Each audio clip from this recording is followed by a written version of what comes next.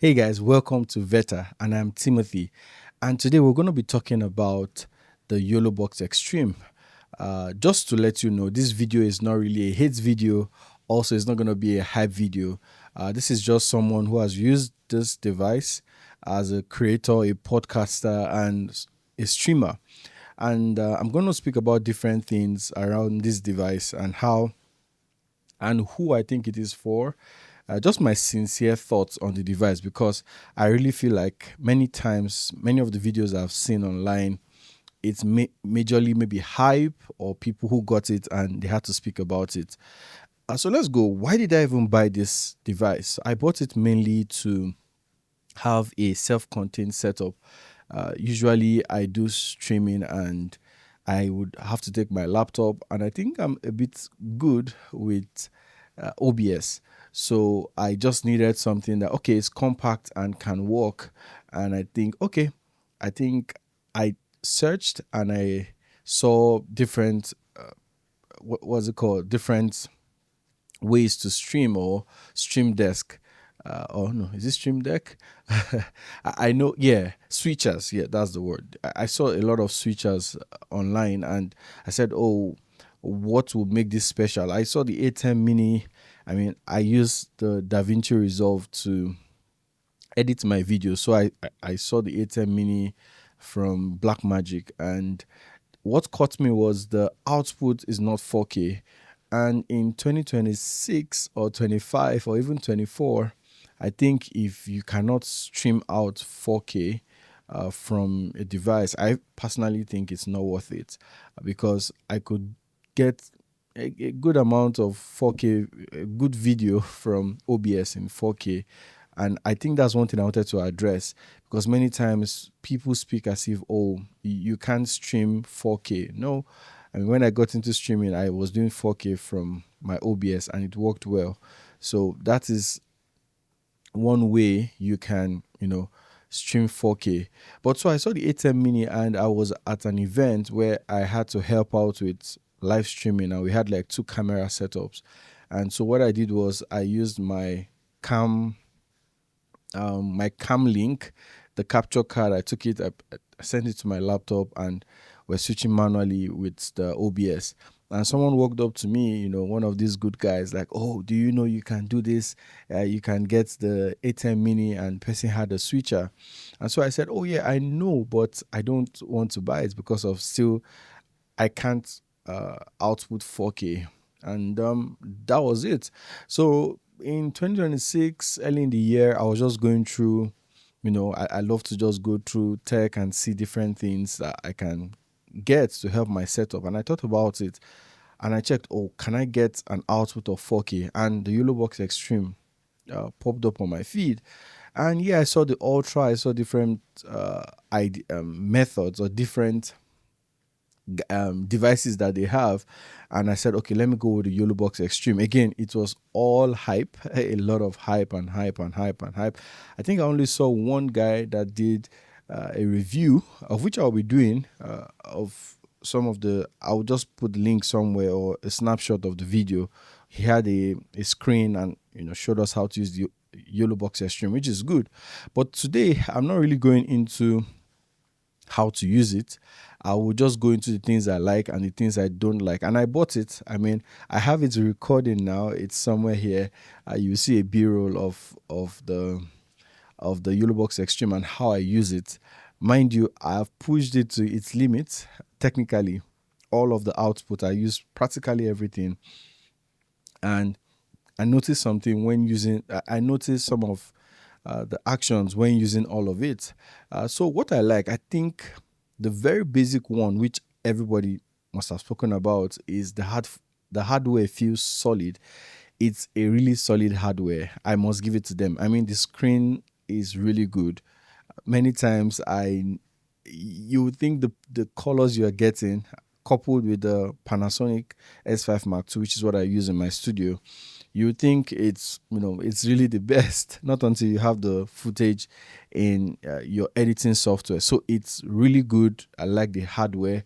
Also, I like the fact that you can have, that would be four, five, about five. Yeah, you have 4K inputs and three 1080p inputs. I have not used the 1080p input from the manufacturer specification. I heard it's even slower, so I mean I don't need it. I use the 4K always, and I have it all. I use it. I use all of the inputs each time. I have a setup from my laptop. I'm mirroring the screen into it, and I have 4 camera setups for the podcast. So I have a podcast in my house, which is something I'm going to review. I think I I've done a lot in setting it up, a lot of tweaking for the last 3 years. I think it's been 3 to 4 years. It's been a project I've been working on. I think I can show the world right now. But that's that on the podcast. So the basic thing is I use all of the inputs for the YoloBox Extreme, and I'll speak about some of the challenges I have when I use all of them together. Also, as I said, I love the image quality. And who do I think it's good for? I think if you have a medium church setup, I think you can use it in a church with different HDMI wireless connections and use it. I think, again, for a mini podcast like what I have with what I have here, you can use it as your switcher because you have the video follow audio, video follow audio option where, based on how you speak or the mic you're using, the switcher will switch. But just a bit of caution if you're like me that use the advanced scene switcher from OBS, which is very, very good. I think that's still the best I've used. If you're used to that setup, I think it will be a bit hard because the Extreme, the YoloBox Extreme, is trying to catch up with some of the functionalities you can have in the advanced scene switcher. Obviously, it's a software, so it's more robust than the hardware focused switcher like the Extreme. And also, if you're shooting podcasts on sites, maybe somewhere else, you can also use it, and then you will do the switching. But I don't like that workflow because I believe as humans you will make mistake at some point, and so I prefer the software and the audio. I prefer such switching many times. So that's what I like about it. One other thing I like that the team from YoloBox Extreme, they are really responsive. They are always trying to upgrade. It's, there's an advantage and disadvantage, or there are disadvantages and advantages to that because it means their product is not there. But again, there's no product that would be 100% there. And that's why, again, I like the Panasonic Lumix because they are always updating cameras. I use the S5 Mark II. Also, this is like my 3rd year of using it. And, when I bought it and now it's the changes, is crazy. I mean, this is not a video for the S5 Mark II, but I think if you're looking for something that you'll grow with, I think that's one camera you should look into. I think it's still a good deal in 2026. So let's get back to the YoloBox Extreme. So to look at some of the things I don't like, and I said some of it just right now, is I feel the software is not there yet. I understand that as someone, I'm more of an OBS user than an ATEM Mini, the analog, the buttons. Such switchers, I mean, the YoloBox Extreme would be better than them all around. But because I'm more exposed to OBS, although again OBS is not perfect, many times it will crash and you can't do anything about it. But I mean, there's a similar caveat too for the YoloBox Extreme. But if you're software heavy, I think you might feel, oh yeah, I know they are trying. I think even with the scene and how you can create different views, I think they are always updating it. But I think rather than try to update more, I think there should be a more robust way for us to manage the scenes. I mean, you can't have folder of scenes. When I mean scene, I mean shooting scenario. I think that's better. So I think when it comes to the Extreme, it's easier actually. You can always, since it's touchscreen, you can, in less than 20 minutes, you can set up a new scene that you want to use for your streaming or your live broadcast or even a podcast like where I am here, but it's not as good in that sense. But again, I must acknowledge them. They are really working on it, and I hope to see more upgrade in coming days. Also, the audio, man, the audio is, you must ensure you have all, your audio. The audio should be good before it gets into the um, YoloBox Extreme. One thing too is I know they have an audio delay function where you can delay the audio to match the video.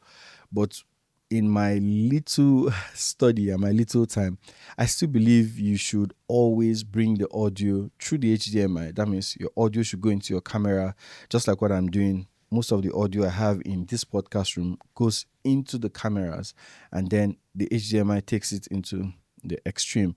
I think that's really a good way to send in your audio.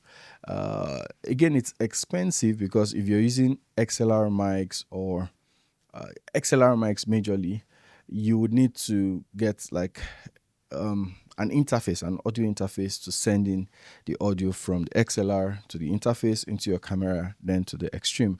And again, because of that, I think I had to spend more in building the podcast studio I have here. So by and large, I think the audio is too basic. I don't know what they can do because actually, I've been using it for about 1 or 2 months now. Sometimes it looks like it's gonna break. I mean, software wise. So I think the audio might. I don't think they should put in much emphasis on the audio, so the device will work well in that sense. But I think the audio is still really basic, and I've seen a lot of creators. What they do is they have a separate audio mixer or audio from Rodecaster. I don't have that here, but they have that audio and then they send it into the YoloBox Extreme, which works well. Now, to come into the function I use the most, which is the video follow audio, because again, I run a podcast studio in my house, and I try as much as possible to because I and my wife used to have a conversation and then we record. Previously, I have to cut it in. Then again, Premiere Pro came with the I think it was a platform then before I switched to DaVinci Resolve with the new AI on it. But on the YoloBox Extreme, let's just say for some reason you want to live stream or you just want an already cut video without having someone dedicated, the video follow audio is one good way to do that. Again, it's responsive, but it's not as responsive as the OBS. So I think what they can do is to look out for the advanced scene switcher, and I'll try to get this to them. Look out for some of the functions. For instance, there's a function where you can tell the video to wait for at least 2 seconds, not just putting the sensitivity and all of that. I think it's really, really shaky. I think they should make it in such a way that you can have functions around where the video can wait for some seconds and not just sensitivity, because the sensitivity function, once it's there, if it's not too sensitive, then it won't switch fast. Then if it's too sensitive, it switches so fast. And I mean, between 8 and 10, I think the best for me, I just left it at 10. I'll put a screenshot of my own setup for my video follow audio. Now, one more thing again with the audio that I did not experience with OBS is with OBS, I could use a lavalier mic. And because the lavalier mic, it picks up a lot of sound. And so I felt the video follow audio on the YoloBox Extreme, when I got it, I felt it wasn't working. But the problem was it's more sensitive to sound than the OBS. OBS, you can filter out, you can put in some noise gates that will cut off the sound of the lapel mics. And so I have this Holy Land mic and some Boya mics here, which sometimes if I don't want to have the mic in the video, we just use the lapel mics on the podcast and speak. But anytime I do that, I just forget about the video follow audio. I just use DaVinci Resolve in post, and I still get it. But I mean, I think it's something that, that they can work on, where we have some form of audio filters, where probably it can make, the video follow audio sound better. Now, again, I'm saying this from a place of love. I think this is a good device, but we can push it to be better. Although I think it looks like an Android device. So I know it's going to be a lot of work, but let's see what you can do with this. I think it's expensive. It's not budget friendly. So I think, you can do more with that aspect. So also, I think the still with the video follow audio thresholds, triggers, that's one thing. I mean, if probably the developers in YoloBox Extreme, they can just take a cue from those who developed the advanced scene switcher for OBS.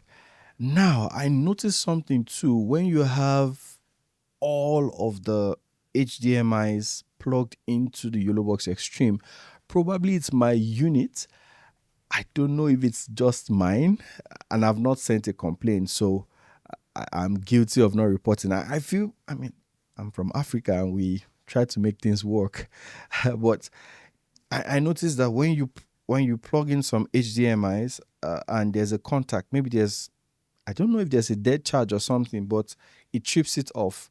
And then the YOLO box will begin to come on, go off, come on, go off, come on, go off. If usually I will need to remove the ports or some of the HDMIs out of the YOLO box Extreme and then plug it in back. Sometimes it didn't work. There was a podcast I was supposed to shoot, and I mean I was really angry that day, and it did not work. So when I remove all the HDMIs and the Extreme would boot up and start working, immediately I try to put in more than 2 or 3, it goes off. Now it's working well at this point. I think I found a way. I had to look at the sequencing. So I put in input 8 and input 4, and I do it input 7, input 5, then input 7, input 5, then I watch out for input 6. I think I'm right. Yeah, but I just go that way, and it's been working. But I don't know if it's a software problem. I think it's more of a hardware thing. I think there's a charge or something that because at some point, if you bring in an HDMI cable, sometimes it sparks a bit. I don't know, maybe it's just my eyes, but that's one thing I've not seen anyone speak about, and I've had that issue with the YoloBox Extreme. So yeah, also the flexibility of the layouts is not as mature as OBS. Again, please don't. I'm not being picky. I think that this device can be so good that it will compete with OBS at some point, and that's why I'm talking about this. So I think it's not as robust yet. I think it's something they can work on. Then the concept of overlays, I know they are trying, but it's still not as robust as I would love it to be. There are some overlays I see on some videos, and I can tell, oh, this person might be using either a YoloBox Ultra or an Extreme, because it's really similar. So I know you can couple the YoloBox Extreme with, let's say, free show software and do some green screen and do that. But I think probably there should be a way. I think I saw it recently, but there should be a way for the overlays. Maybe we can bring in a website overlay. I think I saw something like that in that regard. But I still think the overlays need some work, because who knows, we should be able to use this as maybe as a news outlet. Should be able to use this on demand or on location, which is good. I mean, again, I've seen a lot. I think they cater more to the sport aspect, and I plan to use it for a sport live stream soon. One of the soccer live streams I do, or I plan to do. So that's that on that. Aside that, I think again the vertical workflow. Yeah, I've been expecting. I don't know how it's going to work, because comparing this with the other devices, the Ultra, I think there's the Pro. I know they have a line of other devices. I think we can I think they should try to give us the vertical option. I don't know how they're gonna do it. I know it's tough, but it's something we should be able to do so we can stream from the extreme into maybe Twitter or Instagram, and platforms like that. So that's some of the issues I have. Again, I have to give them credit over and over again. I think this device is good. I think the hardware is strong enough, although it looks Androidish. I felt it was maybe a Windows software base. I don't know if I'm wrong, but correct me, or maybe a MacBook software base. But it looks like it's an Android base device, so you will feel the Android nature. But again, if you're upgrading from a manual switcher, the ATEM Minis and all of that, to the YoloBox Extreme, I think it's perfect. If you're coming from OBS and a software heavy streaming and you're coming down, I just want you to know some of these things, some of the issues you might face. I mean, it's just intuitive. You want to save scenes, you want to do a lot of this, and especially if you want repeatability for maybe a church or your setup, it might not be as flexible as the OBS. But again, it's actually nice. It's really good. I mean, I'm keeping mine. Again, I bought it myself. I bought it on credit, but I bought it myself, and I think I'll keep it. I think it's a good. I mean, it's really good. It's also for a podcast setup like this. People can see what the cameras are seeing because I have teleprompters on the camera, so it's hard. But I mean, people can see the output. I could just reroute it back into the teleprompters, and it's good. So all in all, I think it's a good investment. I just think you should know some of these points that I spoke about for the YoloBox Extreme. Now, let's talk about the price. I know it's pricey, but there's a good argument for the price, which is you're replacing a laptop in that sense, or an iPad or whatever you use for a full device, which is true. But the problem here is you cannot do any other thing on the device. So the logic, yes, is good. You wouldn't need to take a laptop if you just want to stream. But let's say you want to stream and you want to do a presentation, for instance. I think there should be a bit of flexibility to allow for some PowerPoint or something where you can, just show your slides on your stream, and it's going to be from the device itself. I know somewhere you're like, you're making this stuff. We just wanted to solve a problem. Yes, but I think, you guys can do it. So go YoloBox, go YoloBox Extreme, go YoloBox Team. I think you guys can do this and make it better. So that's all I have for this video. I just feel like this is from me. This is the things I've experienced. Aside other creators and things you see online, I think this is one aspect to the YoloBox Extreme that you wouldn't hear people speak much about. Again, subscribe. I plan to do a bit of tutorial on how to use it and how it can help your setup. Again, I also plan to do a review of my studio in my room. I have a 3-man setup here, and I think, just some tips and tricks on how to build something like this in your own house without having to pay any creator out there. Who knows? You might do it better. Again, it's a really small room, so watch out for that video. And yes, that's it for this. See you in the next video. I'm Timothy. Bye.